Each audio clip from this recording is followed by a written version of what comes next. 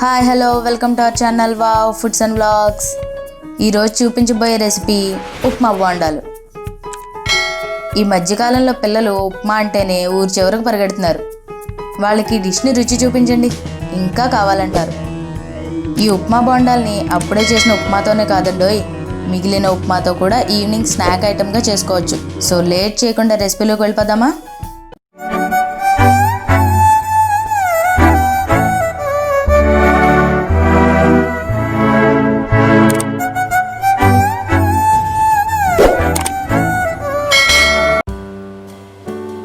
కావలసిన పదార్థాలు: ఉప్మా, శనగపిండి, ఉప్పు, వంట సోడా.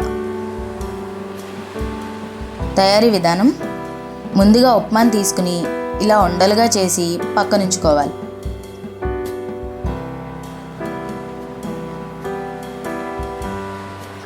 ఉప్మా రెసిపీ చూడాలనుకునేవారు డిస్క్రిప్షన్లో లింక్ పెడతాను, అక్కడి నుంచి చూసేయండి. ఇప్పుడు ఒక కప్పు శనగపిండికి తగినంత ఉప్పు, చిటికెడు వంట సోడా వేసి కలుపుకోవాలి.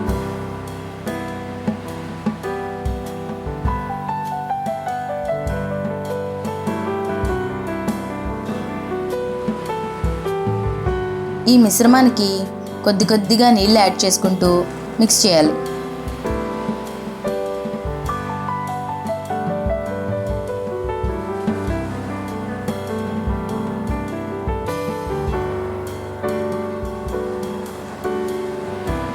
చూసారా, ఈ మాత్రం కన్సిస్టెన్సీ వచ్చేలా కలుపుకోవాలి.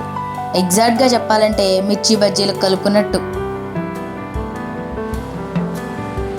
ఇప్పుడు ఈ పిండిలో ముందుగా ఉండలు చేసి పెట్టుకున్న ఉప్మాకి పిండి మొత్తం పట్టించి కాగిన నూనెలో వేసి వేయించుకోవాలి.